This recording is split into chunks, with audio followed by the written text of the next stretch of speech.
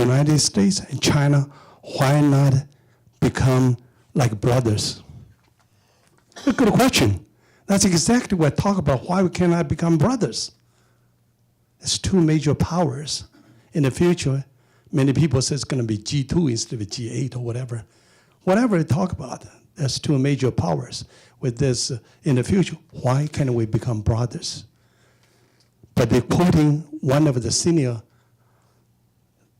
officer, the gentleman used to work in Beijing embassy and very familiar with the China and the United States. And his answer, unfortunately, is very, very negative.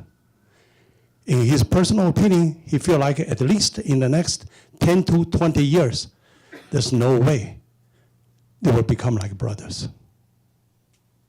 And the reason, he says, China and the United States, they don't share the common values. What that means? That means human rights, democracy, and the legal systems, and many freedom, and many things, in many ways. They feel these two systems or two countries such divided in such a way, so far away, in the next 10 to 20 years, won't be able together. I read these things, and to my opinion, I'm not that pessimistic. And I had some experience because I traveled back a lot and talked to different peoples. And I'll give a couple examples. One example is I talked to one of the gentleman used to be a high-ranking government person, and he was one introduced the Disney to Shanghai. And I asked him, I said, why China can follow the U.S. use the free election? He said, we tried, and it's hard, it's tough. The reason, because they tried from the bottom, from the village, from the township, from the lower, try to get it gradually higher and higher. They tried. But in the village or those small towns, whatever, the people usually have the clan or the families. If this whole village, the last name is Lu, that's the biggest family, they elect somebody, his last name is Lu. And also, if people giving them a package of cigarette, he will vote for you. So not necessarily, they will elect a person, it's a talent, capable, will run the city, one of the time it become a better one. No. So what that tells you, because also, he answered me another question. He says, the United States could do that, but China cannot. Because United States has a majority, they have the big middle class people. So they can elect, and they, generally speaking, people have a relatively higher educational background. So people, they have their choice. They know what to choose from. So for China to get a level, first, you gotta have to bring that middle levels. Otherwise, you might elect some things from the lower level, maybe even to the even more dangerous, getting to the center level. Because you might elect somebody like some developing, some underdeveloped countries. What happened today, you guys have seen. Elect somebody else because people probably don't want to see that happen. So these things he's saying, but that takes what? Takes education, or takes people, takes time to bring the people, to the level, have more middle level people, income level. Then they will be able to do that type of things, and follow what the Western, called the common, share the common value. So nowadays, China is not lacking of ideas, not lacking of, they know the outside world. Yeah, I was invited into the CPPCC's meeting one time, and that 1 year, there's over 13,000 proposals, ideas presented to the government. Over 99% it's being answered. Because people review all these proposals, ideas, whatever, in the government level. that says what is good, what's not, whatever.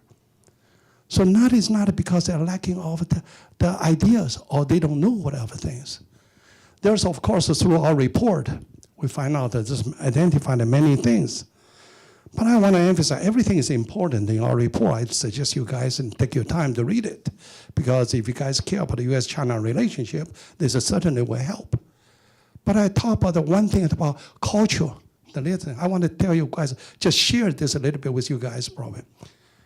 Because I'm a friend of Chu and I's niece. He told me one story. It's 1972 when Nixon went to China. Get out of the airplane. And I met Chu and I. They shook hands. And of course, there's many pictures were taken. The next day on the newspaper, because next day in the morning, you know, the people ask Chu and I, what picture I'd like to put on the newspaper, front page. He picked up a picture. If you guys go on the website, probably see that picture. You'll see Nixon come out like this, and Chu and I stand still like this, shake hands like this. And both hands not being touched. And Chu and I's niece told me, I said, I never even thought about that. He said, U.S. China have been separate for so many years. This is breaking ice.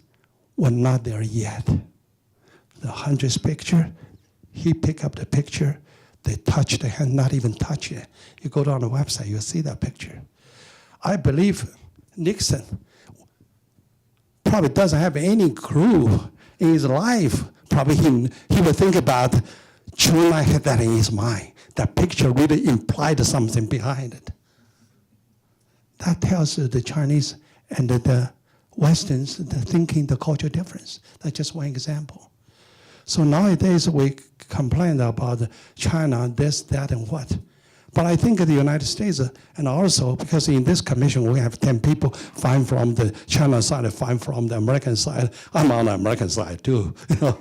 So but when we were talking, we discussed, even we have certain things, we have to talk about what the difference. One typical example that impressed me is that the Diaoyu Island things. Because all the Chinese people, they think about the American take side with the Japan. And the American people think about, what? What's that, a few rocks over there? We're going to fight for Japan for that piece of rocks? No, hell no. So the way of look at the things is a little bit different. The way to look at it.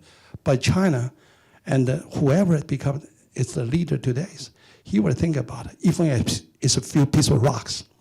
If I lose that piece of rocks, 3 pieces of rocks, you call islands, whatever you call that. And he doesn't want the history. And marked him in his hands, he lost the territory. He will be on the history forever. So you think about this type of things, it's a bit different thinking. And also we think about the Chinese, the things that look at China, look at the United States, because I was born there and come to this country for many years. I can see the difference, whatever. And another thing is that you look at the China's U.S. relationship, we cannot forget about where the Chinese come from. Because you think about it, since 1840, the Opium War, the Chinese lost the Opium War. And here, 1945, the end of the Second World War, 105 years, the Chinese, the Qing dynasty, lost every single invasion. They lost every single battles. That hurt their national pride, the people's, what they think about themselves. So you keep that in mind. After that, after Second World War, yes, we are on China on the Allied side. So a few years later, the communists took over in 1949. So they were isolated for that many years. After that many years, 1942, Nixon went to China. 1979, 72, Nixon broke the ice. 1979, Carter recognized China, established a diplomatic relationship. In the last 35 years, China opened the outside world with the pace some people were not feel like fast enough. Some people feel it's amazing. Because I'm not talking about the pace. You talk about in the last 35 years, the reform. The reform on the economic side is tremendous. But on the political side, maybe people are not totally satisfied, with the things. But in China, we're thinking about, you guys have only 200 some years history. We got over 5,000 years histories. The transform of the system, it takes time. Just be patient with us. So that's why our report come out with the platform, come out a program. Also, we come out a conclusion, next generation. We're not saying give this job to the next generation, but also we're saying it's important to look at what both sides look at the same issues. So I'm very, very optimistic. I think about make the country better, make the people more peaceful between the two countries, improve the relationship. And that's everybody's wish, not only the politicians, it's everybody's wish. So I just want to share a little bit my feeling about it being with part of the commission and with everybody else. Thank you all. Yeah.